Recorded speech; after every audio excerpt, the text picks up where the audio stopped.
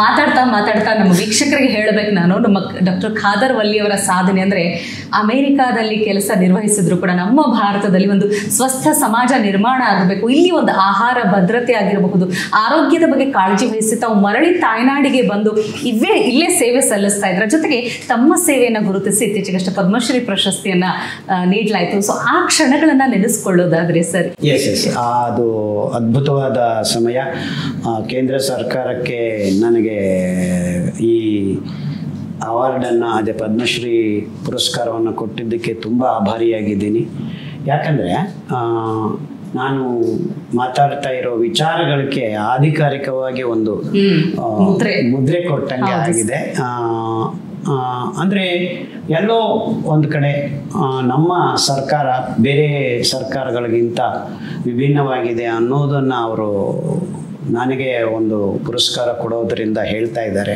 ಅಂದರೆ ಅವರು ಬದಲಾವಣೆಯನ್ನು ಬಯಸ್ತಾ ಇದ್ದಾರೆ ಅನ್ನೋದು ಅದು ಖಂಡಿತ. ಆ್ಯಂಡ್ ಅದರ ಜೊತೆಗೆ G20 ಸಮಯದಲ್ಲಿ ನಮ್ಮ ಮಾನ್ಯ ಪ್ರಧಾನಿ ಅವರು ನರೇಂದ್ರ ಮೋದಿ ಅವರು ಶ್ರೀ ಅನ್ನ ಅಂತ ಒಂದು ಪ್ರಾಜೆಕ್ಟ್ ಹೆಸರಿನಲ್ಲಿ ಮಿಲ್ಲೆಟ್ಸನ್ನು ತಿನ್ನಿರಿ ಅಂತ ತಾನು ತಿಂದು ತೋರಿಸಿ ಎಲ್ಲರನ್ನು ಪ್ರೋತ್ಸಾಹ ಮಾಡ್ತಾ ಇದ್ದಾರೆ.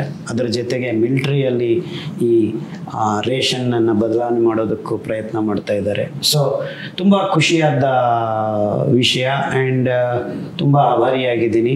ಮತ್ತು ಈ ವೇದಿಕೆ ಮೂಲಕ ನನ್ನ ಅಭಿನಂದನೆಗಳನ್ನು ಧನ್ಯವಾದಗಳನ್ನು ತಲುಪಿಸೋದಕ್ಕೆ ಇಷ್ಟಪಡ್ತೀನಿ. ನೀವು ಆ ಪ್ರಶ್ನೆ ಕೇಳಿದ್ದಕ್ಕೆ ಈ ಆಪರ್ಚುನಿಟಿಯನ್ನು ನಾನು ಬಳಸ್ಕೊಟ್ಟೆ ಸರ್. ಖಂಡಿತ ಸರ್. ಈಗ ಮತ್ತೊಮ್ಮೆ 3ನೇ ಬಾರಿ ಮೋದಿಜಿ ಸರ್ಕಾರ ಬಂದಿದೆ, ಈಗ ಮತ್ತೊಮ್ಮೆ ಎಲ್ಲರೂ ಖುಷಿಯಲ್ಲಿದ್ದಾರೆ. ಅದ್ರ ಜೊತೆಗೆ ಸರ್, ಅಂದರೆ ಜನರ ಜೊತೆಗೆ ಸರ್ಕಾರ ಹೇಗೆ ಪೂರಕವಾಗಿ ಏನು ಸಲಹೆಗಳನ್ನು ಕೊಡಲಿಕ್ಕೆ ಬಯಸ್ತೀರಿ ಈ ಒಂದು ಸಿರಿಧಾನ್ಯಗಳ? ಈಗ ನಾನು ಸರ್ಕಾರಕ್ಕೆ ಸಲಹೆ ಕೊಡೋದು ಮುಖ್ಯ ಅಲ್ಲ, ನನಗೆ ನಮ್ಮ ಸುತ್ತಮುತ್ತಲೂ ಇದ್ದವರು, ಆರ್ಗನೈಸೇಷನ್ಸು, ಪಾಠಶಾಲಾ ವಿದ್ಯಾಶಾಲೆಗಳು, ಯೂನಿವರ್ಸಿಟಿಗಳು, ಅಲ್ಲೆಲ್ಲ ಹೋಗಿ ನಮ್ಮ ಯುವತಗೆ ವಿಷಯಗಳನ್ನು, ವಿಜ್ಞಾನವನ್ನು ಹಂಚಿಕೊಳ್ಳೋದು ಅತಿ ಮುಖ್ಯವಾದ. ಸೊ ಎಲ್ಲರೂ ನಾವು ಇದು ಕರ್ತವ್ಯ ಅಂತ ತಿಳ್ಕೋಬೇಕು.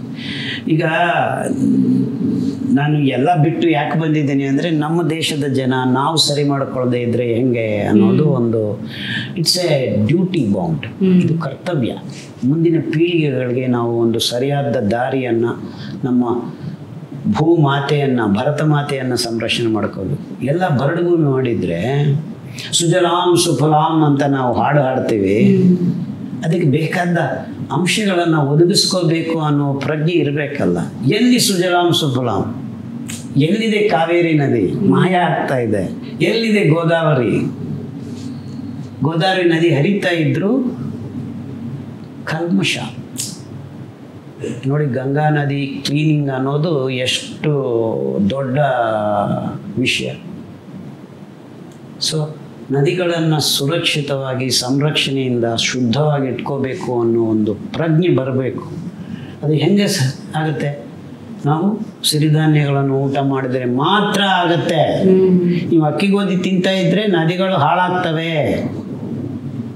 ಕೆಮಿಕಲ್ಸನ್ನು ಬಳಸ್ತೀರಾ, ಅದು ಎಲ್ಲಿಗೆ ಹೋಗ್ತವೆ? ಈಗ ನೋಡಿದ್ದೀರಾ ನೀವು, ಗ್ಲೈಫೋಸೇಟ್ ದಕ್ಷಿಣ ಧ್ರುವದಲ್ಲಿದ್ದ ಪೆಂಗ್ವಿನ್ ರಕ್ತದಲ್ಲಿ 80 ppm ಕಂಡು ಬರ್ತಾ ಇದೆ. ಅಲ್ಲಿಗೆ ಕ್ಯಾನ್ಸರ್ನ ರವಾನೆ ಮಾಡ್ತಾ ಇದ್ದೀವಿ ನಾವು. Because we are eating what we are eating. ಈ ಸೋಯಾಬೀನು, ಮೆಕ್ಕೆಜೋಳ, GM ಅದಕ್ಕೆ ಬಳಸ್ತಾರೆ ಇವೆಲ್ಲ. ಸೊ ಪ್ರಜ್ಞಾಪೂರ್ವಕವಾಗಿ ನಾವು ಬದಲಾವಣೆಗಳನ್ನು, ಇರೋದು ನಾವು 7 billion people on this planet. So it doesn't take much time to create awareness. ಅದು ಈ ಥರ ಟೆಕ್ನಾಲಜಿ ಹೈ-ಫೈ ಎಲ್ಲ ಬಂದಿದೆ ಈಗ. So I can sit here now, I am going to reach lakhs of people. Yes, sir. So ಇದು ನಮ್ಮ ಕರ್ತವ್ಯ. And ದೇಶ ಪ್ರೇಮ ಇರಬೇಕು, ಮಾನವ ಪ್ರೀತಿ ಇರಬೇಕು ನಮ್ಮ ಭೂಮಿ ಮೇಲೆ, ನದಿಗಳ ಮೇಲೆ. ಎಷ್ಟು ಅದ್ಭುತ! ಈ ಹೆಸರುಗಳೇ ಎಷ್ಟು ಚಾರಿತ್ರಾತ್ಮಕವಾಗಿರೋ. ಕಾವೇರಿ, ನರ್ಮದಾ, ಗಂಗೆ, ಇನ್ನು ಅದರ ಪುರಾಣ ಗ್ರಂಥಗಳಿಂದ ಅದರ ಮಹತ್ವ, ಇದನ್ನೆಲ್ಲ ನಾವು ನೆನಪಿಸ್ಕೋಬೇಕು, ನಮ್ಮ ಮುಂದಿನ ಪೀಳಿಗೆಗಳಿಗೆ ಹೇಳ್ಕೊಡ್ಬೇಕು. ಒಂದೊಂದು ನದಿಯಲ್ಲಿ ಅದ್ಭುತವಾದ ಸೂಕ್ಷ್ಮ ಜೀವಿಗಳ ಸಂಯೋಜನೆ. ಅಲ್ಲಿದ್ದು ಇಲ್ಲಿಲ್ಲ, ಇಲ್ಲಿದ್ದು ಅಲ್ಲಿಲ್ಲ. ಕೃಷ್ಣವೇಣಿ ನದಿಯೇ ಕಪ್ಪಾಗಿ ಕಾಣಿಸುತ್ತೆ. ಎಂಥ ಅದ್ಭುತವಾದದ್ದು. ಸೊ ಆ ಪ್ರಾಕೃತಿಕ ಭೌಗೋಳಿಕ ವೈವಿಧ್ಯತೆಯನ್ನು ಕಾಪಾಡಿಕೊಳ್ಳುವುದು ಅತಿ ಅದ್ಭುತವಾದ ಕರ್ತವ್ಯ. We are all failing. ಸುಮ್ಮನೆ ಹಾಡುಗಳು ಬರೆಸ್ಕೊಂಡ್ರೆ ಆಗಲ್ಲ. ಸುಜಲಾಂ ಜೋಗಲಾಂ ಅಂತ ಕೂತ್ಕೊಂಡು ಮಾತಾಡ್ತೀವಿ, but we have to do something about it. ಆ ಸಾರವಂತವನ್ನು ಮತ್ತೆ ವಾಪಸ್ ತರಬೇಕು ಅನ್ನೋ ಒಂದು ಕಳಕಳಿ ಇರಬೇಕು. And we all owe something to the next generation. ಖಂಡಿತವಾಗ್ಲೂ ಸರ್, ನಿಜವಾಗ್ಲೂ ತಮ್ಮ ಮಾತುಗಳನ್ನು ಕೇಳ್ತಾ ಇದ್ದಾಗ ಒಂದು ನಾವು ಸೇವಿಸುವಂಥ ಒಂದು ಆಹಾರ ನಮ್ಮ ಸಂಸ್ಕೃತಿನ ಬಿಂಬಿಸುತ್ತೆ ಅಂತ ಹೇಳ್ತೀವಿ sir. It's only food, nothing else. ಮಿಕ್ಕಿದ್ವೆಲ್ಲ ಮೇಲ್ಮೇಲೆ ಪದರಗಳು.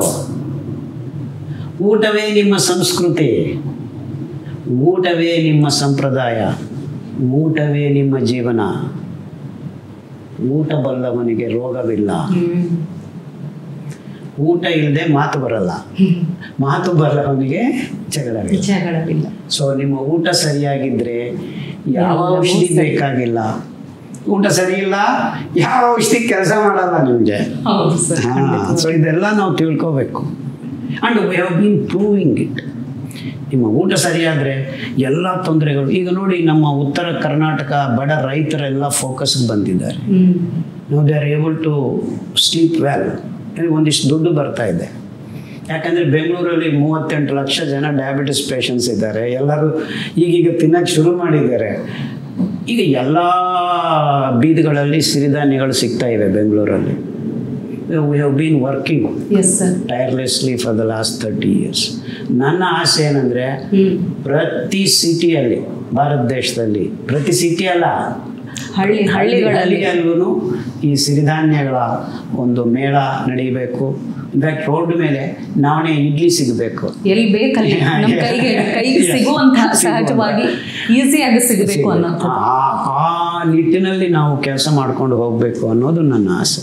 Definitely sir, definitely. ನಮ್ಮ ಟಿವಿ ವಿಕ್ರಮ ಅಂದರೆ ನಮ್ಮ ದೇಶ ಸನಾತನ ಸಂಸ್ಕೃತಿಯ ಬಗ್ಗೆ ಸಾಕಷ್ಟು ಕಾರ್ಯಕ್ರಮಗಳನ್ನು ಮಾಡ್ತಾ ಇದ್ದೀವಿ. ಈ ನಿಟ್ಟಿನಲ್ಲಿ ನಿಮ್ಮ ಮಾತುಗಳು ಕೇಳಿದಾಗ ಬಹಳ ಖುಷಿ ಆಯಿತು. ಒಂದು ಸಾತ್ವಿಕ ಆಹಾರ, ಸಾತ್ವಿಕ ಬದುಕು. ನೀವು ನಮ್ಮ ಸಂಪ್ರದಾಯ ಅಂತ ಹೇಳಿದ ಮೇಲೆ ನಿಜವಾದ ಆರೋಗ್ಯದ ಮೊದಲನೇ ಮೆಟ್ಟು ನಮ್ಮ ಸೂರ್ಯ ನಮಸ್ಕಾರದ ಮೇಲೆ ನಿಂತಿದೆ.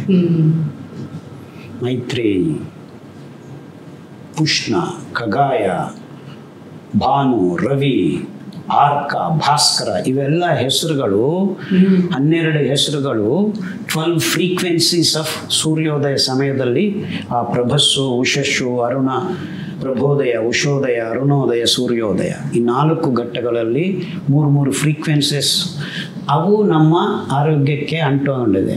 ನಿಮ್ಮ ಪಿಟ್ವಿಟರಿ, ಥೈಮಸ್ಸು, ಥೈರಾಯ್ಡು, ಎಡ್ರಿನಲ್ ಇವೆಲ್ಲ ಪ್ರಚೋದನೆ ಆಗೋದು ಆ ಸೂರ್ಯ ಕಿರಣಗಳ ಫ್ರೀಕ್ವೆನ್ಸೀಸಿಂದ. ಅಂದರೆ ನೀವು ಬೆಳಗ್ಗೆ ಎದ್ದು ಸೂರ್ಯ ನಮಸ್ಕಾರ ಮಾಡಿದರೆ ಅರ್ಧ ಆರೋಗ್ಯ ನಿನಗೆ ಭಗವಾನ ಕೊಟ್ಟುಬಿಟ್ಟಿದ್ದಾನೆ ಅಂತ. ಸೊ ಸೂರ್ಯ ನಮಸ್ಕಾರ 7 ನಂಬರ್ ಮಾಡಿದರೆ ಸಾಕು. 7 ನಂಬರ್ಸ್, 108 ಮಾಡೋಕ್ಕೆ ಅದೇನೇ ಬೇಕಾಗಿಲ್ಲ. 7 ಸೂರ್ಯ ನಮಸ್ಕಾರ ಬೆಳಗ್ಗೆ ಮಾಡಿದ್ದವನಿಗೆ 7 ದಿವಸ ರೋಗ ದೂರ ಹೋಗುತ್ತೆ. 1 ಡೇ. ಸೊ ವಾರದಲ್ಲಿ 3 ದಿವಸ ಮಾಡಿದರೆ ನೀವು 21 ದಿವಸ ಆರಾಮಾಗಿರ್ಬೋದು. ಅದ್ರ ಜೊತೆಗೆ ಇನ್ನೊಂದು 2 ಆಸನಗಳು ಸೇರಿಸ್ಕೊಂಡ್ಬಿಟ್ರೆ, ಮಲಾಸನ ಅಂತ ಮಂಡೂಕಾಸನ, ನಿಮಗೆ ರೋಗನೇ ಬರೋದಿಲ್ಲ. ಈ ಊಟ ತಿಂದ್ಕೊಂಡು ಈ 3 ಆಸನ ಮಾಡಿದ್ರೆ ಮುಗಿದೋಯ್ತು, ನೀವು ಡಾಕ್ಟರ್ ಅಗತ್ಯನೇ ಇಲ್ಲ. ಇದು ವಿಟಮಿನ್ ಡಿ, ಎಡ್ರಿನಲ್ ಮೆಟಬಾಲಿಸಮು, ಸರ್ಕೇಡಿಯನ್ನು, ನಿಮ್ಮ ಸ್ಲೀಪ್ ಸರ್ಕ್ಯುಲೇಷನ್ನು ಅದನ್ನು ನಿಯಂತ್ರಣೆ ಮಾಡೋದು, ಸರಿಯಾದ ನಿದ್ದೆ ಬರಂಗೆ ಮಾಡೋದು, ಇವೆಲ್ಲ ಬರೀ ಆ ಸೂರ್ಯ ನಮಸ್ಕಾರದಿಂದ 2 ಆಸನದಿಂದ ಆಗಿಬಿಡುತ್ತೆ. ಸೊ ವಾರಕ್ಕೆ 2 ದಿವಸ ಆದರೂ ಇದನ್ನು ಮಾಡಿರಿ. ಈಗ ಸೂರ್ಯ ನಮಸ್ಕಾರ ಅಂತ ಹೇಳಿ ಝೂಮ್ ಮೀಟಿಂಗಲ್ಲಿ 12 ಗಂಟೆಗೆ AC ರೂಮಲ್ಲಿ ಮಾಡಿ ತೋರಿಸ್ತಾ ಇದ್ದಾರೆ. ಅಂದರೆ ನಾವು ಎಷ್ಟು ಕಂಟಾಮಿನೇಟ್ ಆಗಿಬಿಟ್ಟಿದ್ದೀವಿ ಅಂತ ನೋಡ್ರಿ. ಸೊ ಕೊನೆಯದಾಗಿ ನಮ್ಮ ಟಿವಿ ವಿಕ್ರಮದ ವೀಕ್ಷಕರಿಗೆ ಏನು ಹೇಳೋದಕ್ಕೆ ಇಷ್ಟಪಡ್ತೀರಿ? ಅಂದರೆ ಟಿವಿ ವಿಕ್ರಮ ನಮ್ಮ ದೇಶ ಭಾರತದ ಬಗ್ಗೆ ಹೆಮ್ಮೆ ಮೂಡಿಸುವಂತಹ ಕಾರ್ಯಕ್ರಮಗಳಾಗಿರ್ಬೋದು, ನಮ್ಮ ಸನಾತನ ಧರ್ಮ ಸಂಸ್ಕೃತಿಯ ಬಗ್ಗೆ ಕಾರ್ಯಕ್ರಮಗಳನ್ನು ಮಾಡ್ತಾ ಇದ್ವಿ. ನಮ್ದಂದ್ರೆ ಸರ್ವ ಜನಾಂಗದ ಶಾಂತಿಯ ತೋಟ ಅಂತ ಜನ ಸುಖಿನೋ ಭವಂತು. ಈ ಘೋಷವಾಕ್ಯ ಇರೋದು ನಮ್ಮ ದೇಶದಲ್ಲೇ. ಅಲ್ಲಿ ಜನ ಅಂದರೆ ಮನುಷ್ಯರಲ್ಲ, ಹುಟ್ಟಿದ ಪ್ರತಿಜೀವಿ. Yes, it's not just humans. Every living thing on this planet ಸುಖವಾಗಿರಲಿ ಅಂತ ಬಯಸೋ ಅದ್ಭುತವಾದ. ಈಗ ಒಂದು ತಪ್ಪಿದೆಮ್ಮ, ನೀವೆಲ್ಲ ನಮ್ಮ ಸಂಸ್ಕೃತಿ ಸನಾತನ ಧರ್ಮ ಅಂತ ಹೇಳಿದರೆ ಈಗ ಹೆಂಗೆ ಬಿಂಬಿಸ್ತಾ ಇದ್ದಾರೆ ಅಂದರೆ ಇದಕ್ಕೆ ಸೈನ್ಸ್ ಇಲ್ಲ, ನಿಮ್ಗೆ ಗೊತ್ತಿಲ್ಲ, ಹಿಂದಿನವರು. ಸೊ ನಾನು ಅದಕ್ಕೆ ನೀವು ಇನ್ನೊಂದು ಪದವನ್ನು ಸೇರ್ಸಕ್ಕೆ ನನ್ನ ಕಡೆಯಿಂದ ನಮ್ಮ ಶಾಸ್ತ್ರೀಯ ಸನಾತನ ಧರ್ಮ ಅದ್ಭುತವಾದ ವೈಜ್ಞಾನಿಕ ಅಂಶಗಳನ್ನು ಒಳಗೊಂಡಿರೋ ಏಕೈಕ, ಸಾಂಕೇತಿಕವಾಗಿಯೂ ನಮ್ಮ ಭಾರತ ದೇಶದ ಪದ್ಧತಿಗಳು ಮಾತ್ರ, ಇನ್ಯಾವುದೂ ಇಲ್ಲ ಪ್ರಪಂಚದಲ್ಲಿ. ಸೊ ಆ ಶಾಸ್ತ್ರೀಯತೆ ಒಳಗೊಂಡಿದ್ದೀವಿ ನಾವು ನಮ್ಮ ಸಂಪ್ರದಾಯಗಳಲ್ಲಿ. ಈಗ ಮೆಂತ್ಯ ಕಾಳು, ಹೊರಗಡೆ ಹೋಗ್ತಾ ಇದ್ರೆ ಮೆಂತ್ಯ ಕಷಾಯ ಕುಡಿದು ಬಿಟ್ಟು ಹೋಗಪ್ಪ ಅಂತ ಹೇಳ್ತಾರೆ. ಯಾವ ಫುಡ್ ಇನ್ಫೆಕ್ಷನು ಆಗೋದಿಲ್ಲ ನಿಮಗೆ. ಬಟ್ ಈ ಸೋಕಾಲ್ಡ್ ಅಮೆರಿಕಾಗೆ ಬಂದು ಮೆಂತ್ಯ ಕಷಾಯ ಕುಡಿದು ಹೋಗಯ್ಯ ಅಂದರೆ ವಾಟ್ ಆರ್ ಯು ಟಾಕಿಂಗ್ ಅಂತಾರೆ ಅಲ್ವಾ? ಸೊ ನಮ್ಮ ಪದ್ಧತಿಗಳಲ್ಲಿ ಪ್ರತಿಯೊಂದರಲ್ಲಿ ಅರಿಶಿನ, ಹೆಣ್ಮಕ್ಳಿಗೆ ಅರಿಶಿನ ಹಚ್ತಾರೆ. ಅದರಲ್ಲಿದ್ದ ಅದ್ಭುತವಾದ ಕರ್ಕ್ಯುಮಿನ್ನು, it corrects your hormonal imbalance. In fact ಮೂತಿಗೆ ಮೀಸೆ ಬರೋವಾಗ 100 ವರ್ಷ ಹಿಂದೆ first thing they do is ಅರಿಶಿನವನ್ನು ಗಂಧದ ಜೊತೆ ಮಾಡಿ ಹಚ್ಕೋತಾರೆ. ಅದರಲ್ಲಿದ್ದ ಕರ್ಕ್ಯುಮಿನ್. ಸೊ ಅವಾಗ ಕರ್ಕ್ಯುಮಿನ್ ಅಂತ ಕರೀತಾ ಇಲ್ಲ. ಈಗ ವೈಜ್ಞಾನಿಕವಾಗಿ ನಾವು ಎಕ್ಸ್ಪ್ಲೈನ್ ಮಾಡೋಕ್ಕೆ ಸಾಧ್ಯ ಆಗ್ತಾ ಇದೆ. ಬಟ್ ದಟ್ಸ್ ಅ ಸಾಂಪ್ರದಾಯಿಕವಾದ ಪದ್ಧತಿ. ಸೊ ಯಾವಾಗ ಸಾಂಪ್ರದಾಯ ಅನ್ನುತ್ತಾ ಅದು ಸೈನ್ಸ್ ಅಲ್ಲ ಅನ್ನೋ ಒಂದು ತಲೆಯಲ್ಲಿ ಹಾಕೋತಾರೆ ಜನ. ಸೊ ನೀವು ಇದನ್ನು ನಿಮ್ಮ ಮುಂದಿನ ಪಾಡ್ಕಾಸ್ಟ್ಗಳಲ್ಲಿ ಪ್ರತಿಯೊಂದು ಕಡೆ ಆ ಶಾಸ್ತ್ರೀಯ ಅನ್ನೋ ಪದವನ್ನು ನಮ್ಮ ಸನಾತನ ಧರ್ಮಕ್ಕೆ ಸೇರಿಸಿ ಅಂತ ನಮ್ಮ ಕಡೆಯಿಂದ ಕೇಳ್ಕೊತಾ ಇದ್ದೀನಿ. ಖಂಡಿತವಾಗ್ಲೂ ಸರ್, ತಮ್ಮ ಮಾತುಗಳು ನಿಜಕ್ಕೂ ಒಂದು ಆರೋಗ್ಯಯುತ ಆಹಾರವನ್ನು ಹೇಗೆ ಸ್ವೀಕರಿಸ್ತೀವಿ, ಸೇವಿಸ್ತೀವೋ ಅದೇ ರೀತಿ ನಮ್ಮ ಮೆದುಳಿಗೆ ಇವತ್ತು ಆರೋಗ್ಯಯುತ ಆಹಾರ, ಸಿರಿಧಾನ್ಯಗಳಷ್ಟೇ ಆರೋಗ್ಯಯುತವಾದ ಆಹಾರವನ್ನು ಕೊಟ್ಟಿದ್ದೀರಿ. ನಮ್ಮ ಇಡೀ ಟಿವಿ ವಿಕ್ರಮದ ತಂಡದ ಪರವಾಗಿ ತಮಗೆ ಹೃತ್ಪೂರ್ವಕ ಕೃತಜ್ಞತೆ ಕಳಿಸ. ತುಂಬ ಧನ್ಯವಾದಮ್ಮ. ನನ್ನನ್ನು ಇಲ್ಲಿಗೆ ಕರೆಸಿ ಇದೆಲ್ಲ ಮಾಡಿದ್ದೀರಾ. ತುಂಬ ತುಂಬ ಖುಷಿ ಆಗ್ತಾ ಇದೆ. ತುಂಬ ಚೆನ್ನಾಗಿದೆ. Very nice. ಆ್ಯಂಡ್ ಒಂದು ವೈಜ್ಞಾನಿಕ ರೀತಿಯಲ್ಲಿ ಹೈಫೈ ಅಂತ ಹೆಸರಿಟ್ಕೊಂಡು ನಮ್ಮ ಹಳೆ ಕಾಲದ ಅಂಶಗಳನ್ನು ವೈಜ್ಞಾನಿಕ ಒಂದು ಛಾಪುವನ್ನು ಮೂಡಿಸೋದಕ್ಕೆ ನೀವು ಎಲ್ಲ ಪ್ರಯತ್ನ ಮಾಡ್ತಾ ಇದ್ದೀರಾ. ತುಂಬ ತುಂಬ ಸಂತೋಷ. Thank you so much.